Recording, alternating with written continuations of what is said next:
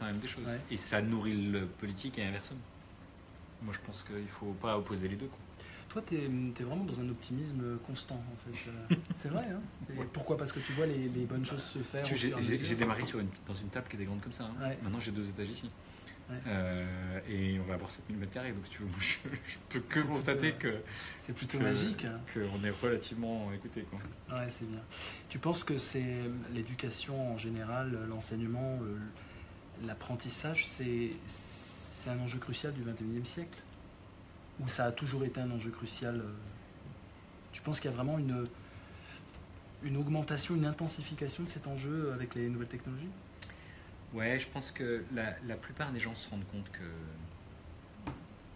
parce qu'ils utilisent ce genre d'outils, le monde est en train de changer et qu'eux-mêmes, la manière dont ils apprennent est en train de changer. Et qu'ils soient, quels que soient leurs âges, quelles que soient leurs conditions, qu'ils soient étudiants, profs, élèves, parents, patrons, employés, ministres, ils se sont tous rendus compte que le monde avait changé. Donc il y a ne pas s'en rendre compte aujourd'hui et donc à partir de là, quand tu te rends compte que toi-même t'apprends différemment, tu imagines que dans tes apprentissages informels, tu te rends bien compte que les apprentissages formels aussi peuvent évoluer et que les deux doivent coévoluer en fait. Surtout à l'heure où les machines apprennent. Il y a quand même il y a quand même une vision dans les technologies que c'est les technologies qui vont nous régler tous nos problèmes. Il y a quand même un messianisme technologique, sans parler du transhumanisme, mais un messianisme que l'intelligence artificielle, par exemple, va régler nos problèmes dans l'entreprise, dans les organisations, que c'est tellement complexe ce monde que plutôt que de se mettre ensemble et de dialoguer, qu'est-ce que tu préconises, si j'ai bien compris, il y a l'idée que l'ordinateur va nous débriefer tout ça. Il y a un messianisme quand même assez sombre, assez utilitariste quand même. Tu sens pas ça? Pour certains, oui, mais moi je crois beaucoup plus à l'intelligence collective qu'à l'intelligence artificielle. Ouais. Et d'autant que l'intelligence collective peut se nourrir de l'intelligence artificielle. Je dirais, elle n'est pas exclusive à. Bien sûr. Si tu mets différentes intelligences autour d'une table, tu peux aussi mettre des intelligences artificielles autour d'une table, avec des intelligences humaines et voir comment les deux vont coévoluer. Ça fait longtemps que tu t'intéresses à l'intelligence artificielle ou tu es pris dans la vague de la mode actuelle? Moi, je m'étais intéressé à ça dans les années 80. Ah oui, t'es plus que précurseur là. Parce que j'ai eu la chance de visiter peut-être 80 labos avant de commencer ma thèse et de rencontrer plein d'acteurs qui travaillaient sur différents sujets, dont certains travaillaient sur les réseaux de neurones, ce qu'on appelle, et qui sont les ancêtres de l'intelligence artificielle d'aujourd'hui. Mais les concepts n'ont pas tellement changé. C'est plus la puissance de calcul et l'accès aux données qui a changé. Donc ça, c'est plutôt comme ça que ça s'est passé. Les attentes ont changé par contre. Ça devient vraiment le thème mainstream maintenant et donc il y a aussi des vendeurs de rêves qui sont sur la place. Et qui sont... mais c'est des vendeurs de rêves. Il y en a toujours eu, mais il y en a d'autant plus qu'il y a plus d'argent, si tu veux. Et qu'effectivement, une partie des applications commence à fonctionner pour de vrai. C'est-à-dire que la reconnaissance d'image... dans la médecine, c'est énorme. Dans la médecine, c'est énorme. Sur Facebook, c'est utilisé. C'est utilisé dans toujours plus de domaines. Et d'ailleurs, c'était marrant parce que dans les années 90, déjà, les gens disaient tant que l'intelligence artificielle ne saura pas gagner au Go, elle ne saura pas reconnaître des motifs et elle ne saura pas faire tout un tas de choses qui sont vraiment intéressantes. Et c'était l'une des raisons pour lesquelles il y avait déjà une recherche fondamentale pour faire des ordinateurs qui jouent au Go, comme ils avaient réussi à le faire sur les échecs. Et il y a eu une vraie transformation à ce moment-là. Tu peux nous, en 2 mots, avant qu'on commence, nous faire un peu ton parcours? Tu es scientifique à la base, biologiste? Ouais, je suis ingénieur. T'as fait quoi? J'ai fait une école qui s'appelle l'école polytechnique, puis j'en ai fait une autre qui s'appelle l'école des eaux et forêts. Deux en parallèle? Non, c'est l'une après l'autre en fait. C'est une école d'application de l'école polytechnique. Donc je suis devenu haut fonctionnaire du ministère de l'Agriculture. Et puis j'ai eu la chance de les convaincre que faire un doctorat serait une bonne chose pour moi. Donc j'ai fait un doctorat en génétique. Donc déjà j'avais pas mal évolué. Génétique, et puis je me suis intéressé à l'évolution. et puis à la biologie des systèmes. Ah, on va vers la cybernétique un peu. Et à la coévolution Ouais. dans les écosystèmes des différents acteurs. Et donc, Jusqu'à Batson et tout, enfin jusqu'à Palo Alto oui, en fait, disons que j'ai surtout travaillé sur la manière dont... Je travaille sur des bactéries. Ouais. Et j'ai travaillé sur la manière dont les bactéries évoluent, dont elles font évoluer leur capacité à évoluer, dont elles coopèrent, dont elles font évoluer leur capacité à coopérer, dont elles échangent de l'information. On est dans l'apprenant, on est déjà dans l'apprenant là. Et comment elles non seulement, et en plus, Ouais. elles coopèrent sur comment échanger de l'information, Ouais. et elles échangent de l'information sur comment coopérer. Et elles font tout ça sans inspection générale, sans ministère, Sans institution. sans institution. Tout Ouais. ça, c'est évidemment auto-organisé. Et donc, c'est sûr que ça m'a donné... Comment tu passes de ça à l'éducation? Et ben, je passe de ça... À un moment donné, on me dit, mais François, enfin mon patron de thèse me Ouais. dit, François, j'ai une C'était conf qui? avec Miro Radman, c'est un mec vraiment génial qui a eu plein de prix, Ouais. qui vient de rentrer à l'Académie des sciences américaines alors qu'il est croate et français, Ouais. et ce qui est très rare. Et Miro, qui a un côté très gypsy, Ouais. de plein de manières, CNRS, il disait de lui que c'était un homme ingérable, donc l'INSERM a fini par le recruter et il a eu le grand prix à l'INSERM pour les recherches qu'il faisait qui étaient vraiment très impressionnantes, et sur les mécanismes moléculaires de l'évolution et de la pathologie. Et Miro assume m'aider à trouver mon chemin. Et donc, si tu veux, cette thèse j'ai changé de sujet de thèse plusieurs fois, Ouais. ce qu'on n'est pas censé vraiment faire. Ouais. Mais j'ai donc appris à ma manière dans plein d'environnements différents. Ouais. Où j'ai beaucoup joué aux échecs quand j'étais petit. Moi aussi. Et puis j'ai fait beaucoup de hand. Ouais. J'ai une grande famille, donc j'ai appris de mes sœurs, de mes parents, de mes cousins, de mes oncles, de mes tantes. Et donc, si tu veux, dans la série, il faut un village pour élever un enfant.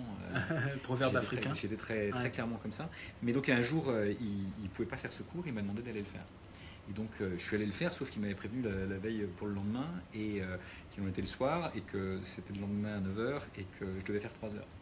Et donc, au lieu de faire une conf bien structurée, j'étais obligé d'improviser et de faire quelque chose d'assez interactif. Parce que c'est finalement plus facile. Et en même temps, ça demande plus. Et donc, j'ai essayé de prendre le même sujet, de l'aborder sous plein d'angles et de le faire aborder par les étudiants sous plein d'angles. Et je me suis rendu compte que beaucoup d'entre eux trouvaient que ça beaucoup plus riche et intéressant. Et je me suis rendu compte que je ne faisais que réinventer des choses que d'autres pratiquaient avant moi. Et c'était le milieu des années 90. Et le web commençait à arriver. J'avais déjà nous, on était en tant que chercheurs très, très connectés très tôt. Et je voyais toujours plus d'étudiants qui utilisaient le web pour apprendre complètement différemment. Excuse-moi, c'est vrai. C'est ça qui t'a fait le saut, c'est tout d'un coup, tu as dû entrer dans l'arène. Ouais, j'ai dû rentrer dans l'arène. Sans préparation, sans préparation pédagogique. Et j'avais aucune obligation d'enseignement. Et donc, j'ai accepté d'enseigner dans toujours plus d'endroits parce qu'il y avait des manières de transmettre que je trouvais très créatives. Par exemple, j'ai enseigné à l'ESPCI dans l'école de Pierre-Gilles de Gênes, qui est prix Nobel après Pierre et Marie Curie, qui étaient dans la même école, comme Jean Charpak. Et Pierre-Gilles de Gênes disait, il avait créé une pédagogie très différente, très basée sur la recherche, basée sur le questionnement dans des petits groupes de discussion, plus à l'anglo-saxonne par bien des côtés, à l'Oxford de Cambridge. Mais il disait déjà que je l'avais entendu une de ses conférences juste après qu'il ait le prix Nobel, et il disait, puisque vous êtes des étudiants français, je vais vous dire de faire de l'expérimental. Si vous étiez des étudiants américains, je vous dirais de faire du théorique, parce qu'on a besoin de faire de la théorie et de l'expérience. Et on a besoin de nourrir les deux, on a besoin de regarder le même sujet sous différents angles. Et donc en fait, il y avait déjà cette culture de la différence. Et tu as pris le virus. Et j'ai pris le virus et j'ai commencé à le faire, et dans toujours plus d'endroits, je me suis rendu compte qu'il y avait toujours plus d'étudiants qui aimaient ça. À l'ENS, les matheux de l'ENS voulaient un cours de bio. Donc on m'a proposé de le faire, et puis j'ai contribué toujours plus. Et je me rendais bien compte qu'ils apprenaient 10 fois plus vite quand on leur donnait de la liberté. Alors tu peux te dire, mais c'est uniquement pour ces étudiants-là. Et progressivement, je me suis rendu compte que ça marche avec les enfants, ça marche en fait avec tout le monde. Super. On va commencer. Bonjour les amis, on est en direct. Je suis ravi de vous retrouver, ça faisait longtemps, chers indisciplinés. On est avec François Tadei en pleine discussion, mais là on va discuter avec vous. Donc pour qu'on discute avec pas mal de monde, vous savez ce qu'il faut faire. Il faut partager abondamment, plusieurs fois. Partager sur vos groupes, sur vos pages, dans vos journaux. Invitez vraiment vos amis à nous rejoindre parce qu'on va profiter du direct pour réfléchir ensemble. On parle d'intelligence collective et même connective, puisque là nous sommes connectés. Et voilà, donc on est dans le lieu temporaire finalement. Ça dure quoi, depuis 2 ans, c'est ça? Oui, exactement. Presque au sommet de la tour Montparnasse, pas complètement. Au 20e étage de la tour Montparnasse, le CRI, le centre de recherche interdisciplinaire qu'a fondé François Tadei et que tu diriges. Ouais. Oui. Belle expérience. Donc voilà, on va réfléchir pas bien sur. grand mot même. Justement, toute la question est là. Donc on va réfléchir pédagogie, éducation dans un monde en mutation, un monde où les enjeux de demain, on peut les pressentir, mais on n'arrive pas bien à savoir quels métiers vont être indispensables et à quoi il faut former nos jeunes qui seront les adultes de demain. On attend vos questions, on attend vos remarques, on attend votre expérience. Vous commentez abondamment et vous partagez tout au long de ce live. Donc, écoute, pourquoi François, d'abord on se connaît, on a frayé avec des amis en commun sur des sujets d'éducation et de pédagogie, etc. Et puis surtout parce que tu viens de faire un rapport. Il faudrait que peut-être on commence par ça. Alors, tu as beaucoup parlé déjà de ce rapport-là. Moi, j'ai 2-3 questions parce que je l'ai lu en détail. D'abord, cette notion de société apprenante qui revient constamment, que je t'ai vu définir, grosso modo, de temps en temps. Tu dis que quelque chose d'apprenant, c'est que quand j'ai appris quelque chose, celui qui vient après moi, je lui facilite la tâche parce que je lui montre le chemin que j'ai pris. Et donc, non seulement j'ai appris, mais je favorise l'apprentissage futur d'autres qui veulent apprendre ce que j'ai appris. Voilà, bon, c'est un peu technique. Je ne sais pas si ça vous parle, l'idée de société apprenante, de classe apprenante, de monde apprenant, de territoire apprenant, tu vas jusqu'au territoire. Qu'est-ce que c'est que cette société apprenante sans tomber, tu vas pas le faire dans des choses circulaires et tautologiques. Les animaux peuvent être apprenants et leur collectif aussi. Par exemple, les fourmis, quand une fourmi a trouvé une ressource intéressante, elle va la ramener, mais non seulement elle la ramène, mais elle laisse derrière elle une trace. Ce qu'on appelle une phéromone chimique, et qui fait que d'autres fourmis vont pouvoir suivre cette trace et trouver la ressource, et renforcer progressivement cette trace, et faire des autoroutes entières. On a tous vu des autoroutes de fourmis s'auto-organiser. Et puis une fois qu'elles ont fini de trouver cette ressource, ça va éventuellement s'évaporer, et il n'y aura plus de traces, parce que plus personne ne renforcera cette trace. Donc les collectifs de fourmis sont apprenants. Et l'évolution a sélectionné dans bien des cadres des collectifs apprenants. Et donc les collectifs humains ne sont pas une exception. Et donc on peut dire que toute société humaine est une société apprenante. Parce qu'au point du feu, on a toujours partagé ce qu'on avait envie de partager. Par exemple, un endroit, une nouvelle méthode de chasse, a fortiori si c'est une méthode de chasse collective, du genre chasser le mammouth, y aller seul, c'est pas complètement facile, donc on va partager ce qu'on peut vouloir faire ensemble le lendemain. Et donc cette capacité à partager et à coopérer a coévolué depuis super longtemps. Donc on peut dire que tous ces collectifs sont apprenants, mais aujourd'hui on peut documenter et partager via le numérique à des échelles sans précédent. Et donc instantanément, et ce Facebook Live en est un exemple vivant, on peut apprendre quelque chose et éventuellement le partager instantanément et à ses amis, et tu proposais à tous ceux qui nous écoutent de partager s'ils le souhaitent, et effectivement c'est ça qui est en train de se passer. Tu dis voilà, il se passe quelque chose et je vous fais savoir qu'il se passe quelque chose. Et donc ça, on peut le voir apparaître assez facilement, mais on voit bien que nos institutions n'ont pas été pensées pour ça. Donc la plupart de nos institutions, par exemple à l'école, on vous dit de ne pas copier. Et même en son entreprise, on dit de ne pas parler avec le voisin de bureau parce qu'il ne faudrait pas le perturber, ou alors chez chacun pour soi, même si on est dans la même entreprise, on ne se parle pas d'un bureau à l'autre, parce qu'il y a tout un tas de raisons pour ne pas le faire. Et donc cette culture du partage, elle s'oppose à une culture de la hiérarchie, de la verticalité. Et donc comment est-ce que tu passes d'une culture verticale et hiérarchique et de contrôle à une culture de coopération ? Tu pars du principe du présupposé que le but du jeu est d'aller vers une culture de coopération. C'est un postulat qui est, excuse-moi, mais très à la mode, même en entreprise, même dans les pires des entreprises où il y a un management du stress chronique, etc., de la peur au ventre. Et il nous parle de coopération, il nous parle d'apprenant, etc. Quel est pour pas que ça soit un présupposé, qu'est-ce qu'on a à en tirer d'être dans une société apprenante, comme tu le dis, justement? Disons que... Parce que la hiérarchie a fait ses preuves. La hiérarchie a fait ses preuves dans un monde où l'information met longtemps à arriver. Ouais. Typiquement, tu prends le 19e siècle, l'empire français ou anglais sont basés un peu sur les mêmes principes.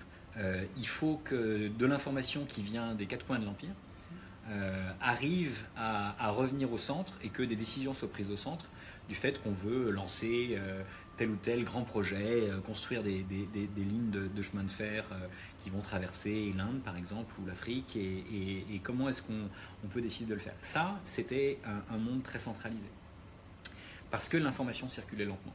Dans un monde où l'information circule à la vitesse à laquelle elle circule aujourd'hui, en fait, le temps que l'information passe n niveau hiérarchique est tellement long par rapport au temps où l'information circule de manière horizontale que ce n'est pas la meilleure manière de réagir. Donc même l'armée israélienne, par exemple, qui est habituée à devoir réagir très vite, eh bien, elle fonctionne de manière beaucoup moins hiérarchique que d'autres armées. Parce qu'ils savent que s'ils donnent de l'autonomie aux soldats, ils vont... Alors, il faut définir les grandes règles, mais une fois que tu as défini les grandes règles, tu laisses de l'autonomie. Donc, ce n'est pas forcément le seul mode, mais dans toujours plus d'organisations, que ce soit des entreprises, que ce soit des associations, que ce soit des collectifs auto-organisés comme les Wikipédiens, le fait de partager de l'information et d'agir sur cette information et de coopérer super vite, c'est in fine ce qui est le plus efficace. Mais alors, ce que tu dis, il y a tellement de freins quand on pense que l'information, c'est du pouvoir, notamment en entreprise, par exemple. Celui qui a l'info, mais même dans géopolitique, l'information, c'est du pouvoir. Dans la société concurrentielle économique, l'information c'est du pouvoir. Je sais ce que tu ne sais pas, donc je peux te soumettre à la question, je peux te soumettre à mon diktat. Et donc là, quelque part, il y a déjà un postulat de bienveillance universelle là-dedans. C'est un rêve magnifique, hein, je suis humaniste et je veux ça. Mais est-ce que tu ne crois pas que ça va s'opposer directement avec la violence humaine et le fait que avoir le savoir et ne pas le partager, ne pas être dans la transparence, justement permet à ceux qui profitent de la hiérarchie de la pérenniser? Alors, ça leur permet, il y a différentes échelles. Ça permet à une échelle micro-locale de maintenir son pouvoir. La question c'est, tu as du pouvoir sur qui et sur quoi? Et tu es dans un monde qui change où tes concurrents, eux, sont plus agiles et savent se réorganiser et savent mobiliser l'intelligence collective de leur équipe. Eh bien, entre une équipe hiérarchique, trop hiérarchisée, et une équipe agile, auto-organisée, il y a des chances pour que l'auto-organisé gagne. Oui. Et donc, c'est pour ça qu'il y a une bonne partie de la culture des startups, une bonne partie de la culture des pays les plus avancés économiquement, est une culture de la coopération et de l'échange. Si tu vas en Scandinavie, au Canada ou dans des pays comme Singapour, même les Singapouriens qui viennent d'une culture confucéenne profondément hiérarchique se sont rendus compte que leur seule manière de résister à la vitesse à laquelle leurs voisins progressaient, c'était de favoriser la capacité à coopérer, la capacité à être créatif. Et donc progressivement, les dynamiques coopératives et créatives l'emportent, en particulier quand il y a un environnement qui change aussi vite. Là, il faut retrouver Facebook. Alors, moi, je comprends ce que tu dis. Singapour, j'y ai été. Effectivement, on a de plus en plus de labs qui se mettent en place, qu'on appelle les labs. C'est des façons d'apprendre et de partager du savoir. C'est une fenêtre qui existe. Ouais, faut remettre. C'est bon. On a un petit problème technique, puis on reste en ligne de toute façon. Donc effectivement, on voit à peu près ce que ça peut donner. Moi, j'ai l'impression, c'est un peu quand je lis tout le rapport. Ce qui est très excitant, c'est d'abord que tu cherches les invariants. Merci, super, t'y es arrivé. Tu cherches les invariants dans beaucoup d'intervenants dans le milieu éducatif. C'est-à-dire que c'est très très large. Il y a une enquête, je ne sais pas d'ailleurs concrètement comment vous avez fait, mais il y a vraiment des... Je sais qu'il y a un site qui est dédié, tu peux le rappeler déjà? Oui, il y avait un site qui s'appelait Apprendre demain. Apprendre demain, donc le thème de ce live. Et où il y a eu plus de 1000 personnes qui ont contribué à un thème qui n'est pas si simple, hein, qui est d'essayer de comprendre comment la recherche peut aider le système éducatif à évoluer. Et on a rencontré beaucoup de gens aussi. Moi, je suis allé dans énormément de régions françaises, discuter avec les acteurs de terrain. Je suis allé dans ce nombre de pays et j'ai rencontré beaucoup d'acteurs internationaux. Et donc, on a essayé d'identifier effectivement ce qui faisait que certains dispositifs fonctionnaient mieux que d'autres et ce, dans différents types d'organisations. Donc, on a regardé à la fois le système scolaire, mais aussi le système universitaire ou le système de formation continue et plus généralement de développement professionnel pour voir quelles étaient les meilleures pratiques et quels invariants il pouvait y avoir. Quel est le critère pour juger le meilleur? Parce que j'ai l'impression que c'est très fonctionnaliste cette vision. Je fais un peu l'avocat du diable, mais c'est ça qui est intéressant, on va discuter. Ce qui marche, est-ce que c'est être classé à PISA? Ce qui marche, est-ce que c'est plus fluide, ça va plus vite? C'est quoi le critère? Tu peux prendre différents critères. Et par exemple, ceux qui s'intéressent à lire, écrire, compter et aux fondamentaux, dans PISA, les fondamentaux sont très représentés.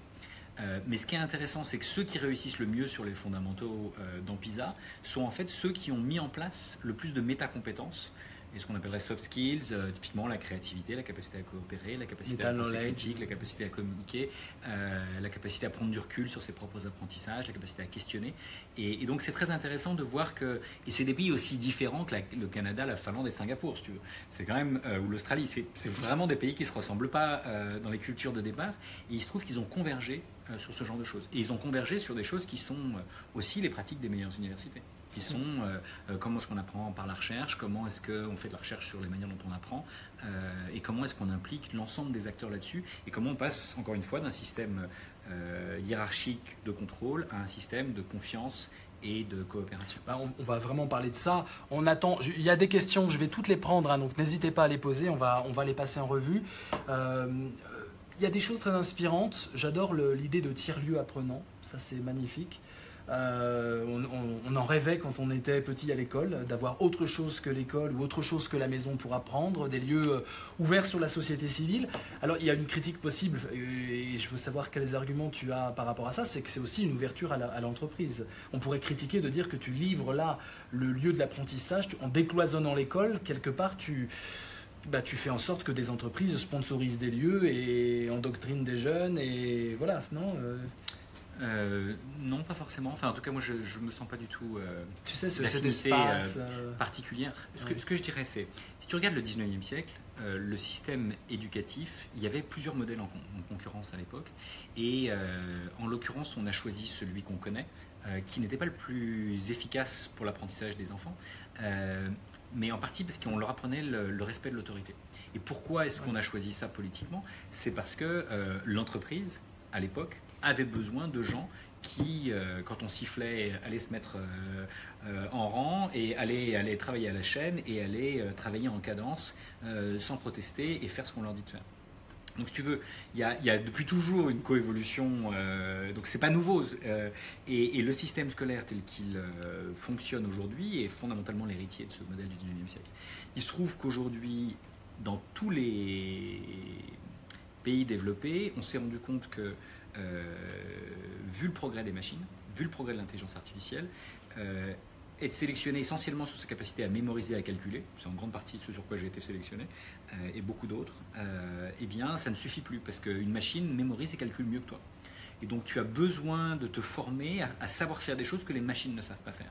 Et ça, tu en as besoin pour toi en tant que citoyen, tu en as besoin pour ton développement personnel, et tu en as aussi besoin pour trouver un boulot, parce que dans les entreprises, on va mettre des robots partout, là où on pourra remplacer des travaux répétitifs par ça. Et donc, il ne faut plus être formé à faire des choses répétitives, juste à obéir, il faut au contraire être capable de questionner le monde, et plutôt de connaître les réponses aux questions d'hier, il faut être invité à questionner le monde d'aujourd'hui pour trouver les solutions de demain.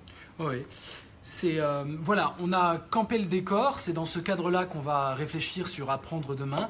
Je vais prendre quelques commentaires. Alors il y a Valérie qui dit j'adore les tiers-lieux et aussi les tiers-temps. Alors, voilà, je pense que c'est très important. On a besoin de tiers-lieux, c'est-à-dire de lieux différents où tous ceux qui souhaitent puissent venir prendre le temps de travailler autrement, mais évidemment il faut un tiers-temps, c'est-à-dire il faut un temps qui ne soit ni le temps de la famille, ni le temps du travail classique, productif. Et c'est la même chose pour le tiers-temps, le tiers-lieu. Le tiers-lieu, c'est ni l'école habituelle, ni l'univers professionnel habituel, ni l'univers familial habituel. Ce sont d'autres lieux et d'autres temps pour explorer ensemble d'autres manières de faire et de penser le monde de demain.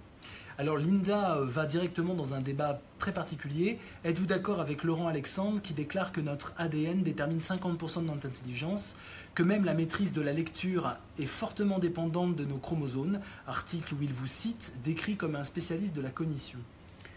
D'abord, je ne suis pas un spécialiste de la cognition. Moi, j'ai fait de la génétique des bactéries et leur capacité à apprendre à lire et écrire est faible. C'est bien, donc j'assume. Mais ce qui est vrai, c'est qu'il y a un certain nombre de publications scientifiques qui montrent qu'il y a une composante génétique dans certaines formes d'intelligence telles qu'on peut les mesurer sur certains tests. Et la question, c'est... certains peuvent vouloir changer la génétique. Moi, en tant que généticien, je pense qu'il faut changer l'environnement. Parce que le phénotype, c'est-à-dire nos capacités, dépendent d'une combinaison de génotype et d'environnement. Le génotype, il est donné à notre naissance. L'environnement, on peut contribuer à le faire évoluer. Et donc, je pense qu'il faut investir sur notre capacité à créer des environnements qui soient propices au développement des capacités de chacun, à commencer par celle de la lecture. Mais c'est tout l'enjeu d'ailleurs de tes recommandations, quelque part, c'est de dire que il y a une pédagogie de la mémorisation, mais elle montre vite ses limites dans l'époque actuelle et dans le futur. Ça sera très limité, la mémorisation, les ordinateurs peuvent s'en charger, la mémoire colossale du silicone peut s'en charger. Par contre, il y a une pédagogie de l'imprégnation, il y a une pédagogie du bain, il y a une pédagogie des habitudes qui sont peu quantifiables, de ce qu'on ne trouve pas sur Internet, du savoir-faire. Voilà. Et donc, et ça nécessite du vivre ensemble, du faire ensemble, du créer ensemble. Non seulement ça, le grand problème dans les mentalités actuelles, c'est qu'on est dans une logique, où le travail collectif, le travail en groupe, c'est quelque chose qu'on doit découvrir sur le tard, mais on n'est pas du tout formé à ça. On est toujours sur des échelles d'évaluation individualisées, on est toujours sur une compétition, parce qu'il faut dire que les phobies scolaires actuellement, ce harcèlement scolaire de la note, de tu vas jouer ta vie dans tel et tel diplôme, ça brise l'idée même de l'entraide, l'idée même du collectif. Alors, est-ce que c'est pas juste des mesures un peu comme ça, des vœux pieux? Est-ce que l'administratif suivra? Est-ce que le politique suivra? Parce que là, il s'agit vraiment d'une refonte totale du système éducatif. Ouais, moi je pense que il faut une refonte, mais oui, je pense que pour l'obtenir, il faut un changement de culture. C'est-à-dire que et ce changement de culture, il passe par la capacité à la prise de conscience de chacun d'entre nous que d'autres manières d'apprendre sont possibles et que, en l'occurrence, elles peuvent être à la fois plus efficaces, y compris en termes de mémorisation, tout en permettant de développer plein d'autres dimensions qui vont bien au-delà de la capacité à mémoriser. Et donc ce que je dirais par rapport à ça, c'est que je pense qu'il faut célébrer ces nouvelles manières d'apprendre. Ouais. Il y a plein de manières de le faire. Il y a un certain nombre de gens qui m'interrogent sur, par exemple, le mot de s'aventurier. S'aventurier, c'est l'aventure de la connaissance. Eh bien oui, c'est une nouvelle manière de considérer les choses, mais c'est aussi à la fois le nom d'une émission de France Inter et le nom d'un projet qu'on a monté inspiré par ce programme avec Ange Ansour et plein de... Maintenant, il y a des... Je peux témoigner juste que je me suis retrouvé en Skype avec une classe en Inde de petits gamins de 10 ans en Inde à parler de philosophie en anglais. C'était vraiment magique et c'est surtout super pertinent, mais ça c'est magnifique parce qu'on voit que les enfants sont mieux que nous dans ce domaine. Voilà, et donc de ce point de vue-là, en fait, ça a été montré. Hein, on est tous nés chercheurs. Donc les sciences cognitives ont montré que un bébé très vite explore le monde, expérimente, fait des erreurs, apprend de ses erreurs, recommence à ce qu'il y arrive, et quand il trouve, il est trop content. Et bien un chercheur, ça fait plus ou moins la même chose. D'accord ? Donc on peut dire que les chercheurs sont des grands enfants ou les enfants des petits chercheurs. Et donc le concept des aventuriers, c'est ça qui est derrière. Et ce qu'on essaie de faire avec les aventuriers, c'est que toi, mentor, a interagi avec une classe. En l'occurrence, les nouvelles technologies permettent de le faire à distance, d'un pays à l'autre, ou a fortiori au sein d'un même pays.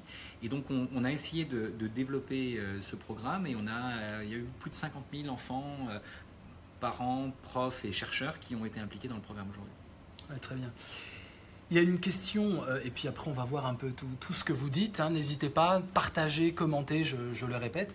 Il y a une question fondamentale que je ne vois pas tellement dans le rapport, mais c'est parce que ce n'était pas le propos dans le rapport Apprendre demain. C'est la question éthique. Alors je sais que tu l'as souligné, elle clignote, tu dis que c'est important, tu parles de phronésis qui est un des grands pans de la pensée aristotélicienne, qui est qu'on peut traduire par l'éthique de l'action ou la prudence. Ouais, la prudence, la raisonnabilité, la rationalité prudentielle. Voilà, c'est l'idée que c'est confronté dans l'action, on ne s'intéresse pas à des lois universelles, on n'est pas là pour appliquer des grandes lois, mais confronté à l'action, on ferait preuve d'à-propos. De prudence, c'est un peu compliqué. Bon, bref. Mais tu l'évoques, mais on ne sait pas du tout ce que ça va être. Et l'éthique, avec le développement de l'intelligence artificielle, va être fondamentale. Et les jeunes aujourd'hui, on sent qu'ils ont soif aussi d'avoir une boussole, plusieurs boussoles pour pouvoir un peu se repérer dans ce monde. Est-ce que tu penses que c'est dans la co-création, la collaboration que l'éthique va pouvoir devenir, ou est-ce qu'il y a un corpus transcendant ou pas, que ce soit un corpus religieux, ou que ce soit un corpus, je dirais, d'instruction civique, est-ce que de lui-même, le groupe apprenant peut engendrer sa propre éthique, ou ça ne se passe pas comme ça? Comment l'éthique va aller avec l'apprentissage pour demain, à ton avis? Alors, je vais commencer par dire que dans le monde d'aujourd'hui, l'éthique a très peu de place dans la pédagogie d'aujourd'hui. Pour donner 2 ou 3 illustrations de ça, si vous êtes dans une école de commerce, la capacité que vous avez à coopérer va diminuer avec le nombre d'années que vous passerez dans cette école. Oui. Si vous êtes dans une fac de médecine, la capacité à l'empathie va diminuer avec le nombre d'années que vous passerez dans cette école. Et si vous êtes dans une école d'ingénieur, la capacité à penser les implications éthiques de la technologie va diminuer avec le nombre d'années que vous allez passer dans l'école. Donc, on a un problème dans le système tel qu'il existe aujourd'hui. L'éthique s'épuise au fur et à mesure plutôt qu'elle ne se densifie, quoi. Voilà, et donc je pense qu'il faut effectivement la mettre au cœur. Et il faut la mettre au cœur, mais il faut la mettre au cœur d'un apprentissage par le faire, et pas uniquement d'un apprentissage théorique. On m'a demandé il y a quelques années de siéger dans le comité d'éthique de l'INSERM, et je me suis rendu compte que l'éthique c'était beaucoup plus dynamique et complexe et intéressant que ce que je pouvais imaginer, parce que j'avais pas été mieux formé que d'autres. Mais donc je pense que être confronté à des questionnements éthiques et se rendre compte qu'il y a toujours d'autres dimensions qu'on n'avait pas forcément vues initialement, et apprendre à prendre ne serait-ce que le point de vue de l'autre. Tout ça, c'est des attitudes qui se travaillent et qui s'apprennent. Donc je pense que c'est plus des attitudes qu'un corpus. Une disposition, d'ailleurs, le mot vient d'Aristote, les vertus sont des dispositions acquises. Exactement, mais acquises. Nexis, quoi. Et donc qu'on travaille. Qu'on travaille sans relâche. Il y a des enfants dès la maternelle qui font de la philo et qui apprennent l'art du débat.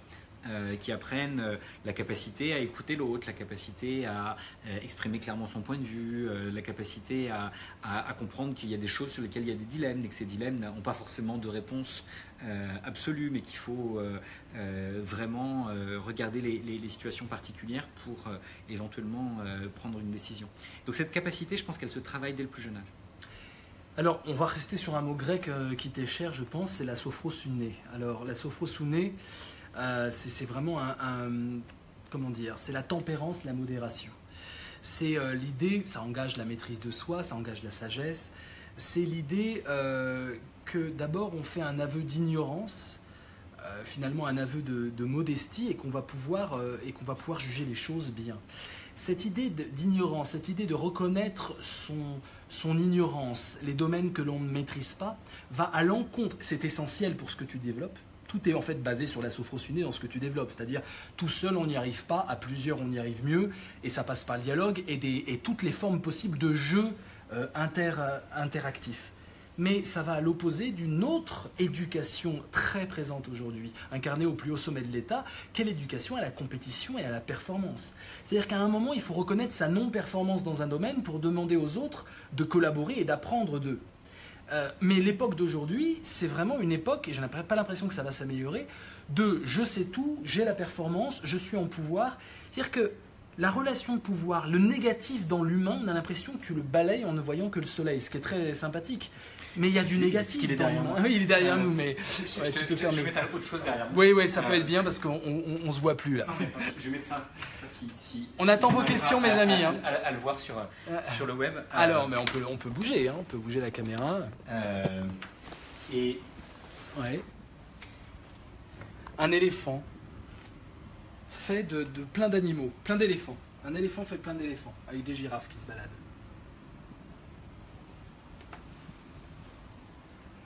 Ouais. Donc si cet animal est... Je vous montre encore. Vas-y, on t'entend. On entend, oui. Tu parles devant quoi, de quel micro? Ça? Oui, on t'entend. Donc si cet éléphant est ici, c'est que il y a un artiste qui s'appelle Thibaut Franc qui l'a fait parce qu'on m'avait demandé d'aller faire une conférence et j'avais pas le temps d'y aller. Et je cite souvent une légende indienne qui est la légende de l'éléphant et des 6 aveugles, où chacun des aveugles touche une partie de l'éléphant différente. Et celui qui touche l'oreille est persuadé que c'est un rideau, celui qui touche la patte est persuadé que c'est un tronc d'arbre, celui qui touche le corps est persuadé que c'est un mur, et celui qui touche la défense pense que c'est une lance. Et évidemment, ils ne sont pas d'accord les uns avec les autres, et ils rentrent en conflit. Et puis, il y a quelqu'un qui passe et qui leur dit qu'en fait, le monde est plus complexe que ce que chacun croit en percevoir, et que si seulement ils savaient mettre en commun leur compréhension mutuelle, leur compréhension respective, ils seraient peut-être plus à même de comprendre ce qui se passe. Et donc, moi, c'est une métaphore que j'aime beaucoup et je pense que, honnêtement, il y a 1 million de publications scientifiques de plus qu'il y a 300 ans. Donc, personne ne peut prétendre connaître tout le savoir. Et donc, les problèmes sont toujours plus complexes que ce que certains peuvent croire quand ils disent « j'ai la solution ».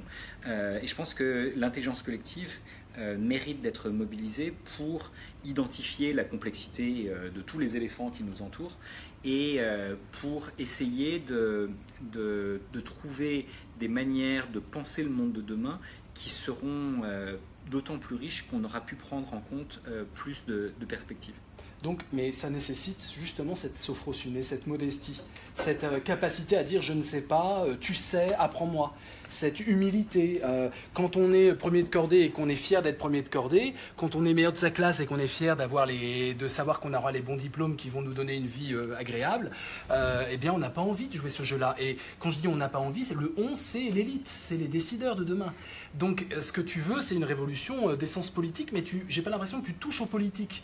C'est-à-dire qu'en fait, c'est une révolution aussi politique. C'est-à-dire qui décide de l'école, qui décide... J'ai été professeur dans une autre vie où j'ai eu des classes que de français avec un haut taux de mélanine, que des classes entières, pas un seul blanc dans mes classes. On sentait qu'il y avait des tris très étranges dans l'école de la République qui étaient effectués avec la rage de ces enfants. J'ai pu me coltiner la rage de ces enfants, la frustration de savoir qu'ils sont dans des voies de garage, disait-il. Donc là, on est vraiment...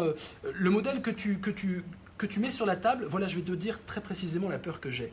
J'ai peur que ce modèle qui est tellement positif, tellement lumineux, soit instrumentalisé par les décideurs politiques comme une sorte de vernis de façade et qu'en fait, ils continuent en sous-main leur pédagogie traditionnelle, on peut dire impositionnelle, impositive, on dit même dans le jargon pédagogiste, la pédagogie de cours magistral, exercice particulier, évaluation individuelle.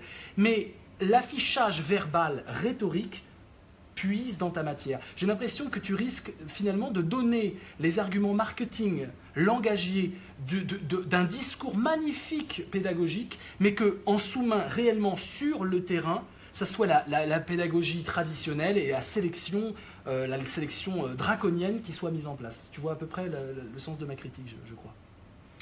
Ce que je dirais, c'est que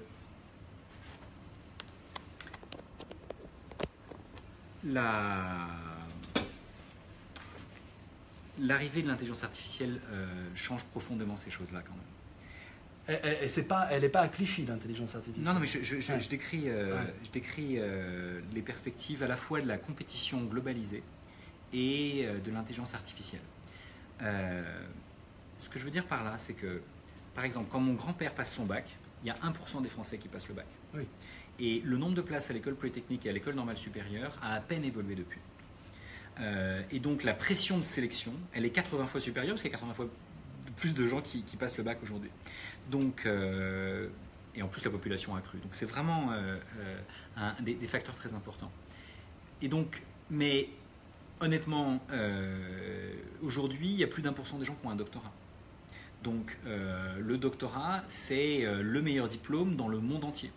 Et donc, dans les perspectives internationales, nos grandes écoles n'existent pas si elles ne savent pas se transformer, si notre système éducatif ne sait pas se transformer. Et d'ailleurs, une partie des élites aujourd'hui envoient leurs propres enfants dans les meilleures universités mondiales plutôt que de les laisser dans une compétition locale et qui en plus est ni très épanouissante ni très efficace. Donc notre système est en train d'évoluer parce que la plupart des gens souhaitent qu'il évolue, y compris une partie de ces élites. D'autant que si ce que tu cherches, c'est maximiser ce que je disais tout à l'heure sur les entreprises est aussi vrai d'une société entière. C'est-à-dire que les sociétés les plus développées sont des sociétés qui misent sur l'intelligence de tous leurs citoyens et pas sur une micro-élite. Donc on a besoin d'arriver à se transformer. Et c'est l'intérêt à la fois de chaque citoyen, mais y compris des gouvernants, qui ne peuvent que souhaiter in fine être une économie productive et une société aussi développée que possible. Et tu rajoutes là-dessus l'intelligence artificielle. L'intelligence artificielle, dans l'université la plus sélective du Japon, il y a une chercheuse qui s'est amusée à produire un robot qui passe le concours d'entrée de l'endroit le plus sélectif. Et bien le robot, en maths et en physique, il écrase 99% des étudiants. D'accord ? Et donc on voit déjà, ce ne serait pas très compliqué de faire un programme qui rentrerait major à l'école polytechnique. Et donc à partir de là, on voit bien que la manière dont on sélectionne et dont on fait fonctionner toutes nos prépas et tous nos systèmes de sélectionne sur des critères qui ne sont même plus les bons. Les bons critères, c'est est-ce que tu sais être créatif, est-ce que tu sais être coopératif, est-ce que tu sais contribuer à l'intelligence collective, est-ce que tu sais la catalyser, la canaliser. Ça, c'est des critères beaucoup plus intéressants. Et donc je pense qu'il y a un certain nombre de pays qui sont en train de se transformer comme ça. Et donc si on sait se transformer comme ça, alors on fera partie de la cour des grands internationaux. Sinon, on achètera des choses qui viennent d'ailleurs et on sera vassalisé progressivement. D'accord, je comprends, mais pour l'instant, on est toujours dans cette dichotomie, surtout en France, où on voit vraiment qu'on a une jeunesse qui est assez déprimée, assez dépressive concernant l'avenir lié au diplôme.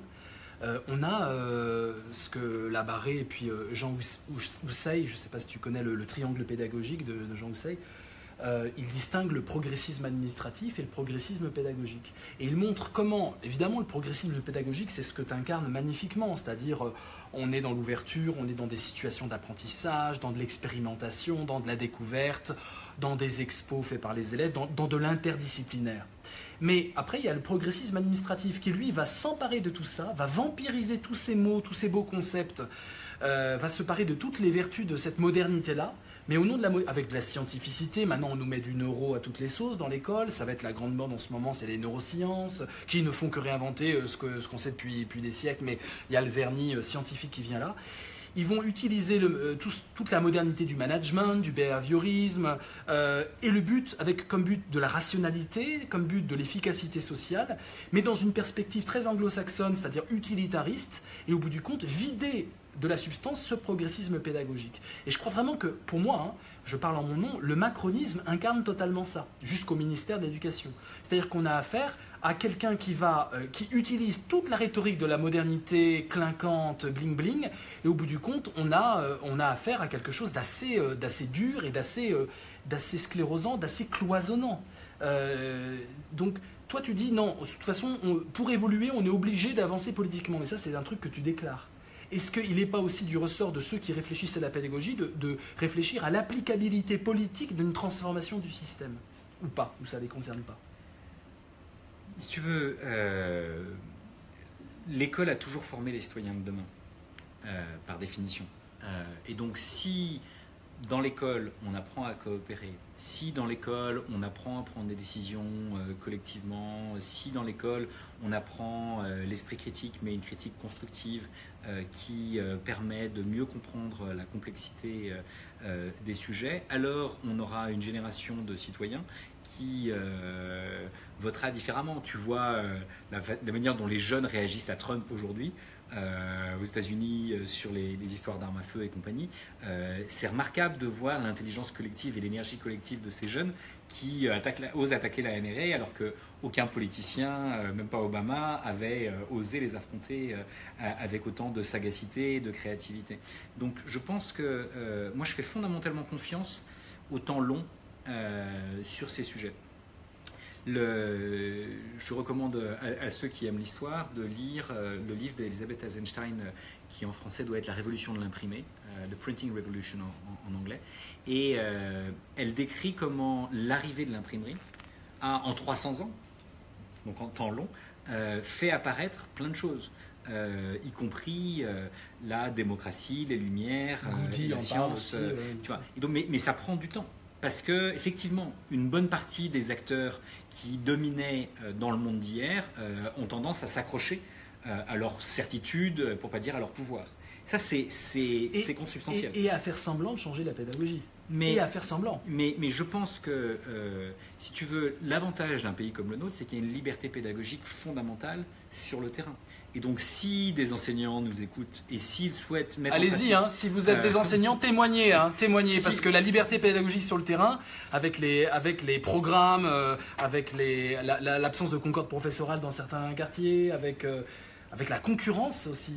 J'ai pas dit que c'était facile, mais je pense que chacun d'entre nous, il est facile d'être défaitiste et de dire on peut rien faire. C'est pas le but, c'est donc je reste là où je suis.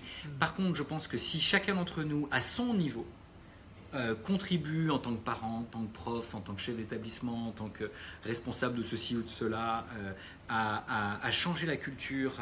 C'est Be the change you want to see in the world. C'est Gandhi qui promouvait exactement la capacité de chacun d'entre nous à contribuer à ce changement, à l'incarner et à organiser des coalitions d'intérêts où il y a suffisamment de volonté commune pour créer des dynamiques, pour essayer de peser ensemble dans la direction que l'on peut souhaiter. C'est toute la question du peser ensemble. C'est-à-dire Gandhi n'a pu réussir dans la non-violence que parce qu'il se prenait des coups. Quelque part, c'est la non-violence du tigre qui est recherchée, pas la non-violence du mouton. En quoi il y a une véritable désespérance. J'ai fait une conférence en Corse il y a quelques jours sur la pédagogie complice, sur une autre pédagogie, et il y avait beaucoup de questions qui parlaient de la frustration, de la colère des professeurs. Une colère parce que justement le système les empêche de se coordonner, les empêche de mettre en place ce que tu rêves et qui est partagé par plein d'enseignants. On a beaucoup de commentaires très positifs sur ce que tu dis. Évidemment qu'on veut tout ça. Mais le problème, c'est que sur le terrain, il y a beaucoup d'empêchements. Il y a même une culture maison dans l'éducation nationale qui empêche ça in fine. Alors, l'éducation nationale, un jour, je dînais avec la ministre de l'Éducation nationale de l'époque, Najat Vallaud-Belkacem, et je lui demande mais il y a combien de niveaux hiérarchiques entre toi et le prof sur le terrain, et elle me dit j'ai jamais compté, mais elle l'a fait et elle est arrivée à une dizaine. D'accord ? Et donc quand tu as 10 niveaux hiérarchiques, c'est très compliqué de faire évoluer un système. Mais la question, c'est donc de contribuer à faire changer tout le monde, y compris les niveaux intermédiaires.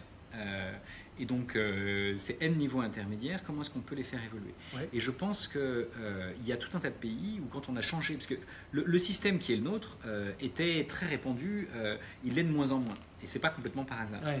Et donc, un pays comme la Finlande, par exemple, est beaucoup plus décentralisé qu'il n'était et est passé d'une logique de contrôle à une logique de confiance, y compris dans l'éducation nationale, et est passé d'une logique d'inspection, typiquement, à une logique de mentorat et d'accompagnement et de développement professionnel des enseignants.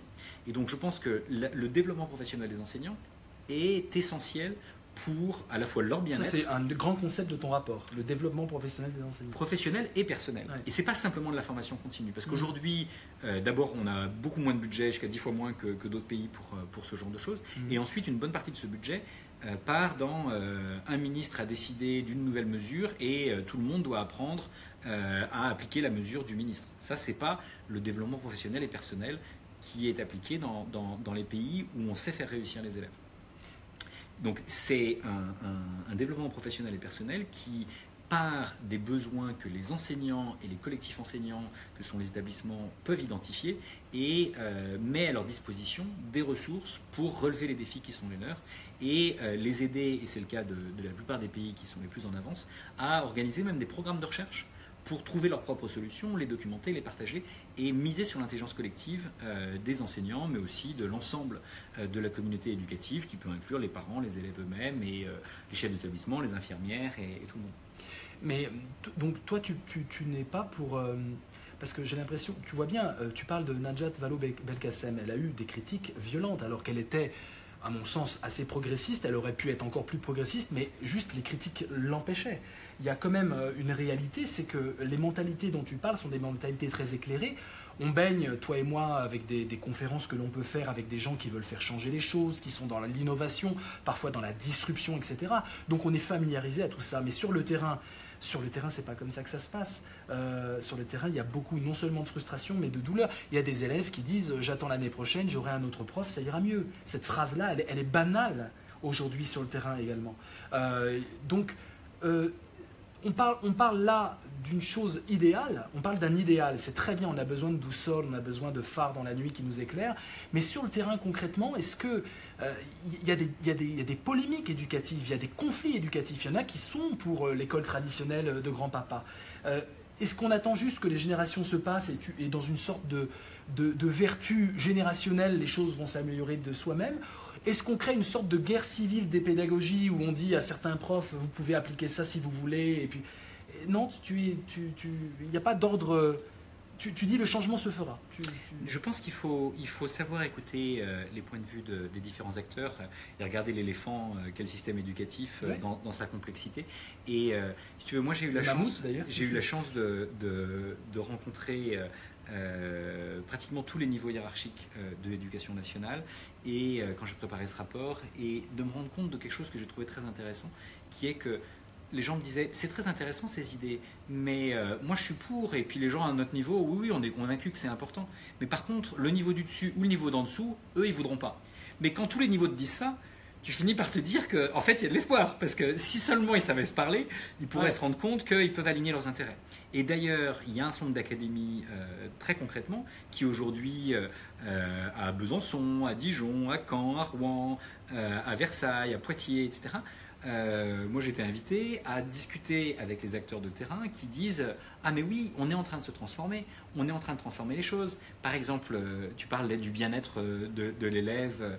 Il y a certains établissements dans lesquels, par exemple, l'infirmière scolaire a décidé qu'elle en avait marre de soigner des bobos, elle en avait marre de soigner les maux de ventre des gamins stressés, et qu'elle a décidé de faire de la prévention. Et comment est-ce qu'elle fait de la prévention ? Eh bien, elle fait de la prévention en disant vous allez voir les chefs d'établissement, les collègues enseignants, etc. Et elle leur a dit écoutez, je vous propose qu'à la rentrée des petits sixièmes, j'ai le droit de passer 1 heure avec eux.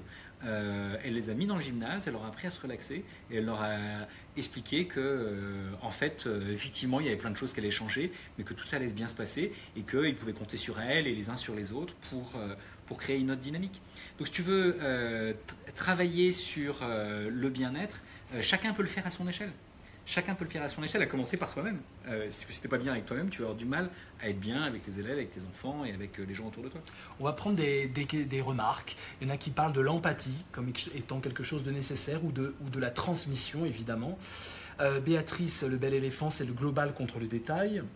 Hugo, comment sortir des simples expériences pédagogiques pour créer un réel système d'éducation alternatif, accessible à tous et pas seulement à quelques-uns ?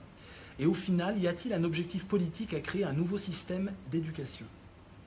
Qu'est-ce que tu as envie de répondre ? Je rejoins un peu ce que je disais. Oui, je pense qu'il y a fondamentalement, il y a besoin de penser le monde de demain. Et donc c'est forcément une question de politique au sens de police de la cité. La vie de la cité. Et d'ailleurs, historiquement, les Grecs ont pensé la police, ont pensé la démocratie, ont pensé l'école, ont pensé la philosophie, ont pensé la science. Et ils l'ont pensé en partie parce qu'ils avaient eux-mêmes... Et la poésie, qui est assez oubliée. La poésie, les arts, la sculpture, l'architecture, etc. etc. Et donc la créativité, la capacité à engendrer du nouveau.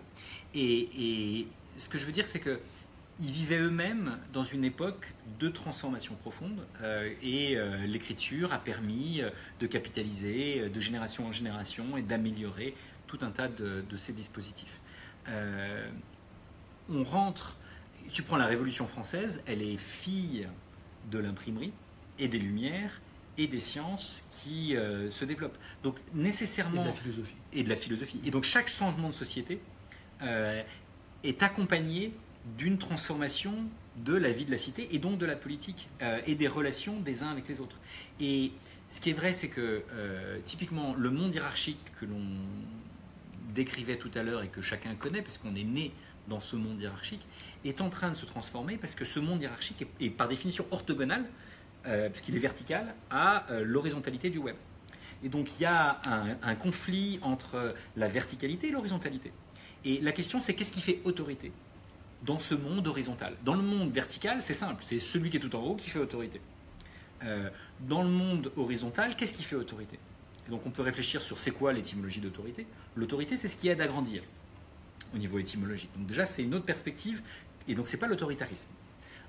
Donc ça ne veut pas dire qu'il ne faut pas accompagner la capacité à grandir de chacun, mais il ne faut pas le faire de manière autoritariste. Il faut le faire en permettant le développement de chacun. Donc ça, c'est effectivement Et je pense que la plupart des parents, typiquement, sont éventuellement passés d'une culture familiale autoritaire, où les grands-parents ou les arrière-grands-parents étaient plus ou moins autoritaires, et on est toujours plus bienveillant. Mais bienveillant n'est pas opposé à exigeant. Au contraire, on peut combiner les deux, parce que si je suis bienveillant, j'admets que je ne suis pas parfait. Et donc, je peux être modeste. Je peux, comme Socrate, savoir que je ne sais pas, et être d'autant plus sage que j'accepte mes limites. Ça, c'est la bienveillance. Mais simultanément, il y a une exigence. Connaissant mes limites, je vais évidemment essayer de progresser. Et donc, on va travailler bienveillance et exigence en même temps. Et ce n'est pas les laxistes d'un côté et les autoritaristes de l'autre. Non, c'est comment est-ce qu'on fait progresser chacun et le collectif.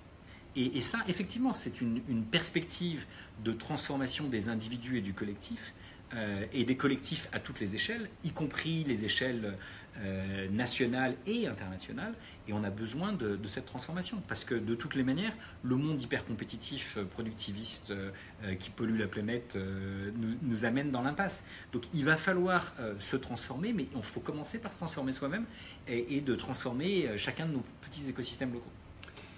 Alors, des remarques, allez-y, on est dans les dernières 20 minutes de notre rencontre, c'est le moment vraiment où on fait du tac au tac, donc n'hésitez pas à poser toutes les questions, on va essayer d'y répondre. Alors, Linda, à l'instar de votre père, porteriez-vous à terme vos idées dans un engagement politique? Ah oui, votre père, tiens, il faut que tu nous racontes. Si vous constatez que sur le terrain, rien ne bouge fondamentalement. Tu t'engages si jamais ça ne bouge pas? Donc mon père, pour ceux qui ne le connaissent pas, Dominique Tadei, a été député de Vaucluse et président d'université. Bien joué Linda, c'est pas mal Google. Alors.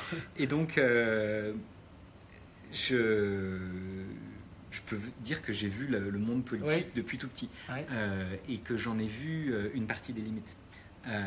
Et donc je pense avoir peut-être plus de capacité à contribuer au débat, voire aux changements qui me paraissent nécessaires, en étant là où je suis, plutôt qu'en étant dans l'arène où je ne me vois pas forcément capable de transformer à la bonne échelle ce qu'il faudrait changer. Donc je préfère être là où je suis, qui est un lieu qui évolue tout le temps d'ailleurs, mais où j'ai une grande liberté de pensée, d'action et de capacité à agréger les bonnes volontés.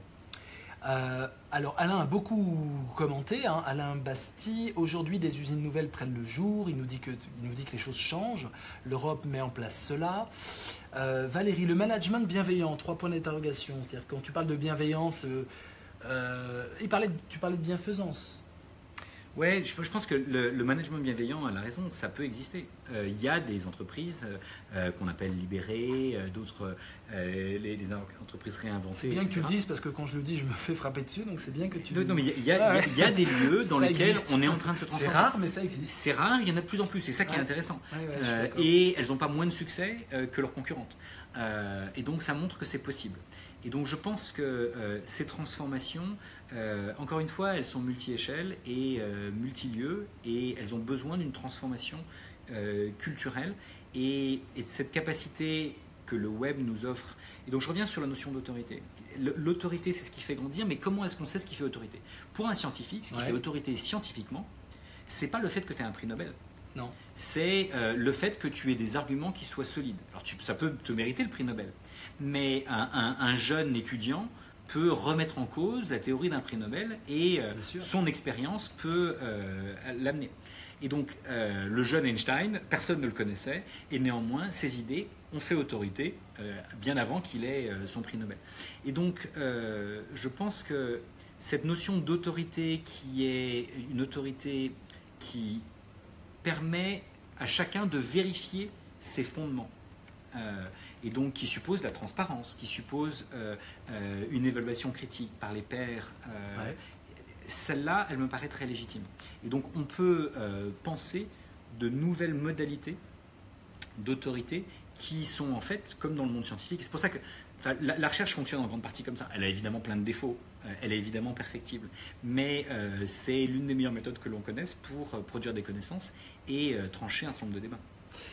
Tu parles dans ton rapport, j'y viens, puis on va lire 2-3 commentaires, mais un truc qui est vraiment très intéressant, on se demande d'où elle vient cette question, en fait, c'est la société de la reconnaissance. Tu dis, il y a une société de la connaissance, mais il y a aussi une société de la reconnaissance.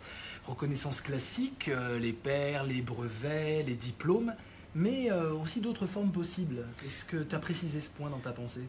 Oui, je pense que c'est essentiel. Par exemple, si on regarde comment de grandes entreprises, Google ou d'autres, embauchent des informaticiens aujourd'hui, ils regardent plus tant les diplômes, qui peuvent avoir 10, 20 ou 30 ans, et ne pas dire grand-chose de tes capacités en informatique, puisque l'informatique a évidemment changé à des rythmes beaucoup plus importants que ça. Ils vont regarder tes dernières contributions. Et tes contributions à des collectifs ouverts. Ça peut s'appeler Stack Overflow, GitHub ou des choses de ce genre. Il en manque d'ailleurs en francophonie, je trouve. Il en manque en francophonie, il en manque même dans le domaine de l'éducation. Ouais. On devrait avoir des lieux de partage et de co-construction du savoir où les profs pourraient partager ce qu'ils font, leurs questions, leurs innovations, pour que l'intelligence collective aide l'intelligence collective. Exactement. Et donc, fondamentalement, hein, la science, comme ce qu'on vient de dire, repose sur ce principe qui est vieux comme les universités, qui est que pour voir loin, il faut gravir des épaules de géants. Et donc on a besoin de capitaliser sur ce que l'on a fait, ce qui suppose de le documenter, de le partager et de permettre à d'autres de s'en servir pour, à leur tour, avancer, quitte à critiquer ce qu'on aura fait. Alors, et à le dépasser. Comment tu vois cette société de la reconnaissance au XXIe siècle? Pour demain, ça donnerait quoi? Donc je pense qu'il faut créer des badges sur chacune de nos contributions. D'accord. Et donc ça, il y a un mouvement qui s'appelle le mouvement d'Open Badge. Donc tout le monde connaît les badges des scouts, plus ou moins, j'imagine. Ah oui, les médailles. Les médailles, voilà. Eh bien, il y a des Open Badges qui ont été créés par la fondation Mozilla, qui est une fondation open source qui croit à un certain nombre de dynamiques telles que celles que je décris, et qui permet à tout un chacun de donner un badge à quelqu'un d'autre qui a fait quelque chose de remarquable et d'intéressant. D'accord. Et donc toi, tu peux recevoir des badges parce que y a des gens qui ont appris d'un certain nombre de choses que tu as pu. C'est quoi des badges? C'est réellement des badges? C'est des badges numériques. Ah, numériques, d'accord. D'accord. Et qui disent qui a donné quel badge à qui et pourquoi et à quel moment, et qui décrit les circonstances. Il y aurait une lisibilité de tout ça, ça risque pas de t'embrouiller un peu les choses? Disons que tu crées toute une dynamique, et de cette dynamique, il y a évidemment des choses qui seront de qualité hétérogène. Mais ces badges ne sont qu'un élément de plus dans un écosystème. Donc tu as, d'une part, toi-même, tu peux déclarer « j'ai appris ça ». Après, tu peux avoir des gens qui déclarent qu'effectivement, ils t'ont vu et ils reconnaissent une partie de tes apprentissages. Je peux te raconter une toute petite anecdote, retiens ce que tu veux dire, juste, c'est trop marrant. T'as Verdi qui passe dans la rue et il voit un joueur d'orgue, Petty il s'appelle, et qui écrase son Rigoletto de Verdi, mais il le joue comme une casserole. Tu vois. Et Verdi, à un moment, il n'en peut plus et il lui dit écoute, arrête, tu joues beaucoup trop vite, ça suffit, tu nous casses les oreilles. Et le lendemain, Petty arrive avec un écriteau, élève de Verdi, et il joue évidemment la même chose. Élève de Verdi, il se recommandait du maître parce qu'il a eu un échange de 3 secondes avec le maître. Donc le risque, ça va être ça aussi. Donc tu as l'autodéclaration oui, d'un côté. Oui. Et est-ce que Verdi confirme ou pas le fait que c'est un élève de Verdi? C'est la première chose. Ouais. Et ensuite, des mélomanes qui écoutent l'un et l'autre peuvent donner leur point de vue sur chacun. Très clair. Tu vois, et donc c'était un point de vue de la communauté. Après, si tu veux, il pourrait par ailleurs avoir un diplôme du conservatoire ou de l'université pour ça. Mais c'est 3 niveaux différents. Il y a l'autodéclaration, la reconnaissance par les pairs, la reconnaissance par une autorité Verdi et la reconnaissance par une institution qui peut être l'université ou autre. Et donc je pense qu'on a besoin de créer des formes multiples de reconnaissance et ceux qui auront su convaincre toujours plus de gens de la qualité de leur musique, pour reprendre l'exemple que tu donnes, alors ceux-là seront les plus reconnus. Et d'ailleurs, une bonne partie des musiciens sont reconnus par à la fois une communauté de professionnels de la musique, mais au moins autant une communauté de mélomanes qui aiment. C'est très inspirant, et c'est vrai que ça. C'est vrai qu'il y a un problème dans la reconnaissance, il y a une crise de la reconnaissance aujourd'hui, parce qu'on a peur de se faire, dès qu'on a des idées, on a peur de se les faire voler, on est frustré de ne pas être reconnu à la hauteur de ses talents. Mais si tu montres que tu as eu cette idée à tel moment et que tu la mets dans une base de données, alors on pourra remonter dans le temps et dire ah oui, Vincent a été un des premiers, voire le premier à exprimer telle ou telle chose à tel moment. Et donc en fait, si tu veux, d'ailleurs les scientifiques dès le début de la science moderne, quand ils ont publié des articles, ils se demandaient pourquoi ils devraient le partager ou pas. Mais on leur a donné un tampon qui disait vous êtes le premier à avoir publié telle chose. Il y en a même qui faisaient des anagrammes pour coder leur découverte. Allez, on va répondre au tac au tac. Il y a plein là. Merci les amis, là vous êtes, ça y est, il y a plein de questions qui arrivent. Il nous reste qu'un quart d'heure. On va faire très vite. Hugues, n'y a-t-il pas clivage important entre les théoriciens de la pédagogie et les profs sur le terrain? Il rejoint un clivage qui fait que les théories des pédagogues se retrouvent souvent impraticables dans le concret de l'école d'aujourd'hui. C'est l'idée de la mise en application. Non, mais tu peux nous raconter des choses concrètes de ce que tu as fait au centre de recherche interdisciplinaire et qui peut avoir des répercussions concrètes sur le terrain? En fait, je prends on a parlé des aventuriers tout à l'heure, on peut y revenir une seconde. Ça commence dans une classe, quelque chose de très concret, et une classe qui travaille sur les fourmis, qui est la classe d'Ange Sourd, en ZAP éclair à Bagneux, avec des CM1, CM2. On s'est attaché à bien le documenter, à bien le partager et à accompagner ceux qui voulaient le faire. Aujourd'hui, il y a des dizaines de milliers de jeunes qui en ont bénéficié, des profs qui se sont formés, et aujourd'hui, ça va de la maternelle au lycée pro inclus. Quel est le flux? Comment ça se dissémine, cette idée? Sur le web, si vous tapez S'aventurier et que vous êtes prof des écoles, vous pouvez rentrer dans le réseau, vous pouvez suivre des MOOC. J'ai vu que ça se développe beaucoup, les MOOC. Il y a plein de... super. Liliane, vous prenez l'agir à son niveau sans attendre de grands changements politiques. Bon. Oui. Oui, tout à fait, tu as bien compris. Ces lieux de partage, continue-t-elle, restent toujours sur le mode du bénévolat, pour l'interrogation sûrement?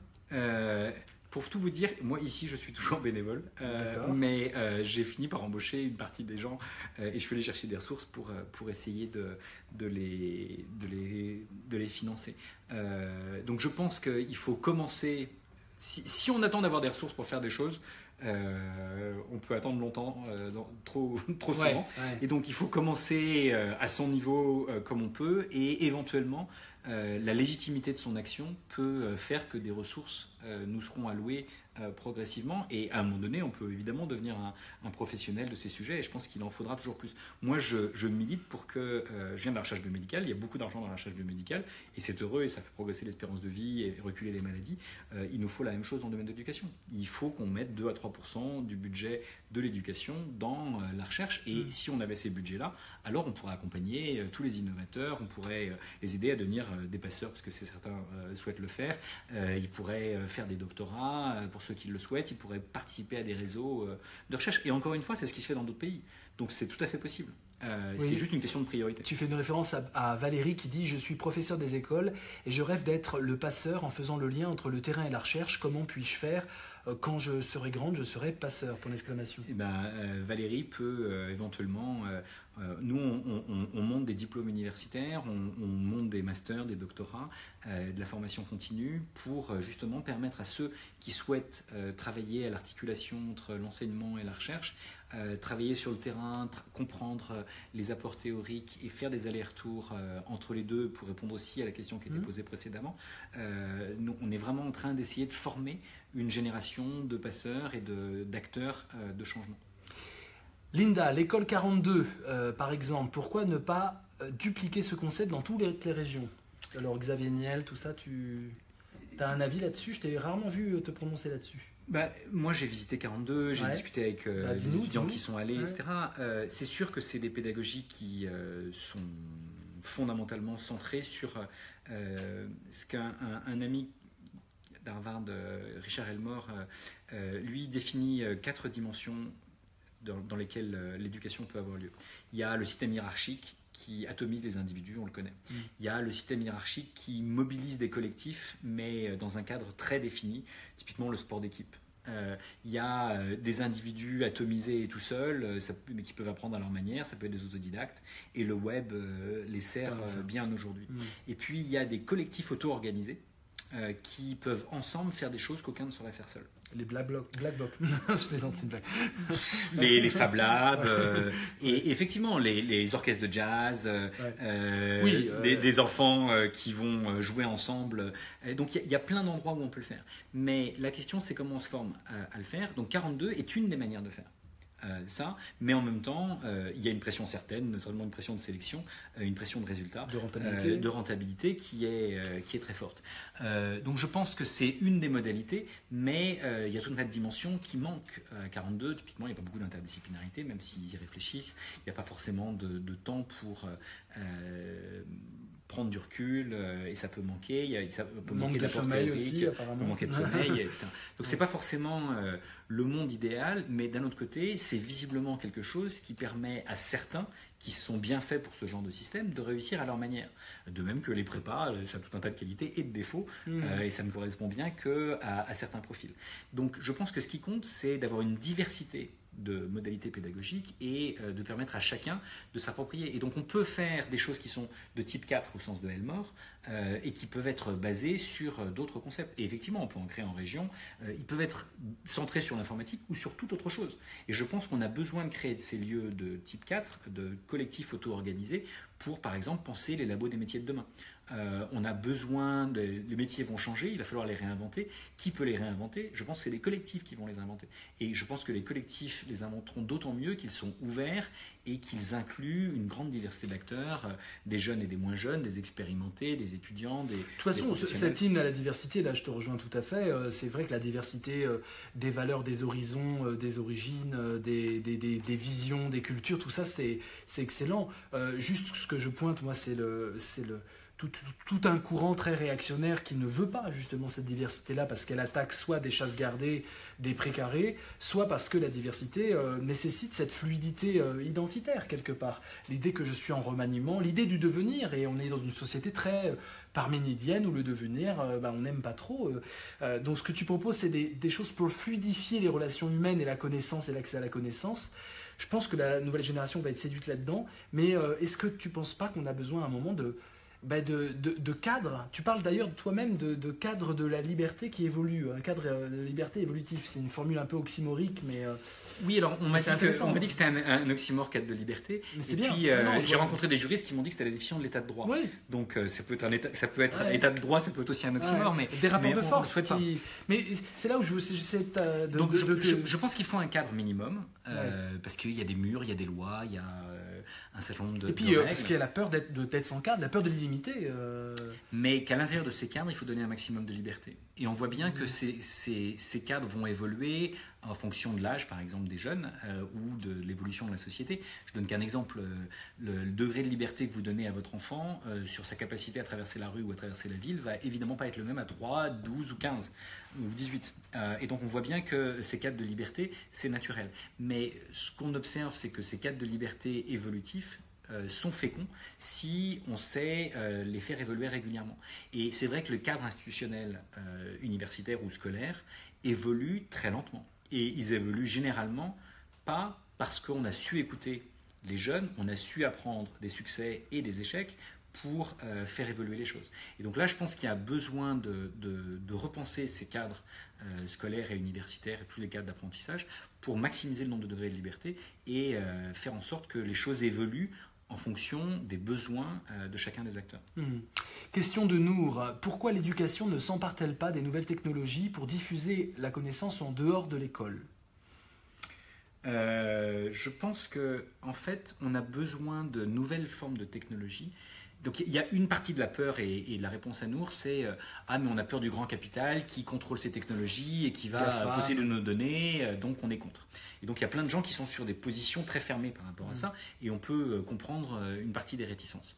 Je pense qu'on a besoin de ce que j'appelle un service public de la société apprenante, qui est en fait un ensemble de technologies où on met en place à la fois des choses qui vont nous être utiles, mais qui vont respecter notre vie privée et un certain nombre de règles que l'on va vouloir ce que tu dis d'ailleurs dans les carnets. Et donc il y a un carnet de l'apprenant, voilà. c'est une comme une carte vitale finalement. De nos apprentissages. Voilà.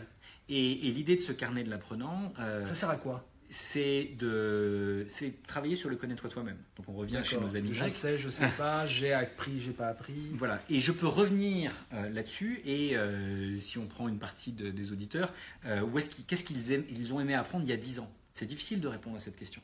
Par contre, si tu as un carnet de l'apprenant, tu peux revenir à où tu en étais il y a 10 ans. Pourquoi tu te posais ces questions ? Qu'est-ce que tu avais appris ?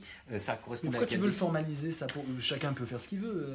Disons qu'aujourd'hui, Google a toutes nos traces de tous nos questionnements Google sur 10 ans et plus, mais nous-mêmes, on n'y a pas accès. Ouais. D'accord ? Et donc aujourd'hui, ces données existent, mais elles sont utilisées uniquement pour nous vendre de la pub. Moi, je voudrais qu'elles soient utilisables par chacun d'entre nous pour savoir qui on est, qu'est-ce qu'on a aimé apprendre et qu'est-ce qu'on pourrait apprendre demain. Et donc, si tu as, comme les fourmis, une exploration collective d'un espace multidimensionnel et que chacun a laissé une partie des traces tout en respectant la vie privée de chacun d'entre nous, tu peux dire, mais en fait, tu peux créer des OpenStreetMap, on peut dire des Google Maps de la connaissance, où tu peux savoir... Stigmergie. C'est la stigmergie, on peut parler de homilières, comme il y a des fourmilières, et tu peux savoir où tu es dans l'espace des connaissances, où est-ce que tu pourrais aller, et comment tu pourrais y aller, et combien de temps il te faudra. Est-ce que tu peux apprendre la physique quantique en 3 minutes, en 3 semaines, en 3 mois ou en 3 ans, et si tu décides d'apprendre la physique quantique pour un temps donné, quel est le meilleur chemin pour y aller en fonction de ton parcours personnel, si on prend la physique quantique ou n'importe quel autre sujet. Et donc, je pense qu'on a besoin de créer ce genre de choses pour nous permettre d'explorer les possibles, et on a besoin d'aller vers des choses qui sont différentes de ce que l'on sait faire, parce que le monde change, et donc on a besoin de changer nous aussi. Écoute, c'était vraiment passionnant. Ce live touche à sa fin. Tu sors bientôt un livre à la rentrée, en fait. Donc, tu es dedans encore ou tu l'as terminé, ce livre ? Je suis en train de le relire. D'accord, donc il est terminé quand même. Tu rajoutes des petits trucs. Voilà, j'ai eu la chance de travailler avec Emmanuel Davidenkov qui m'a aidé à... Qu'on salue. Maïeuticien professionnel qui m'a aidé à avancer. Et avec Kalman Levy qui a un processus éditorial où ils ont accepté de travailler un peu différemment de ce qu'ils faisaient d'habitude pour garder la logique de partage qui m'est chère. Il y a eu du Google Drive dans l'affaire. Il y a eu tout un tas de processus un peu différents de ce qu'on fait d'habitude. Ça valait comment, tu sais déjà pour l'instant, le titre, c'est Apprendre au XXIe siècle, parce qu'on pense que c'est pas exactement ce que c'était dans les siècles précédents et que ça mérite de s'interroger là-dessus. J'ai beaucoup travaillé avec Emmanuel Davidenkov sur la philosophie. Tu peux nous en dire un petit peu de votre collaboration ? J'arrive pas à imaginer. Enfin, je vois très bien qu'il est dans l'éducation, mais comment ça se passe en 2 mots, vraiment, on finit là-dessus en 2 mots, disons que on avait beaucoup échangé, on s'appréciait, je crois, mutuellement, et on a décidé de faire ça ensemble. On a trouvé un éditeur et on a, ici même, dans cette pièce, avec cette vue, Emmanuel m'a interviewé une semaine d'affilée. On s'était mis d'accord sur l'ensemble des sujets qu'il voulait aborder. Il m'a interviewé une semaine d'affilée, et puis ensuite, il y a quelqu'un qui a retranscrit, et Emmanuel s'en est emparé et l'a rendu beaucoup plus digeste que ce que j'aurais été capable de faire. Pour que ça parle de l'oralité, c'est intéressant. Ça parle de l'oralité. Voilà, il y a une trace. Parce que je suis plus Ben oui. dans l'échange. Mais c'est bien de faire un livre, je pense qu'il va être très attendu. On va le lire en tout cas tous, et puis on te réinvitera dans nos lives et tu nous réinviteras dans tes locaux pour qu'on puisse en parler détail, parce que je vais avoir un grand plaisir à le lire. Avec plaisir. Voilà, merci les amis, c'était un régal, merci pour vos questions. Ça sera sur YouTube, vous devez partager, puis continuez de commenter. François va pouvoir intervenir un peu, peut-être dans un jour ou deux, je sais que tu es débordé, mais juste jeter un petit coup d'œil aux questions intéressantes que vous aurez posées. Merci infiniment, le débat reste ouvert, c'était passionnant. Merci beaucoup François. Au revoir les amis. Au revoir.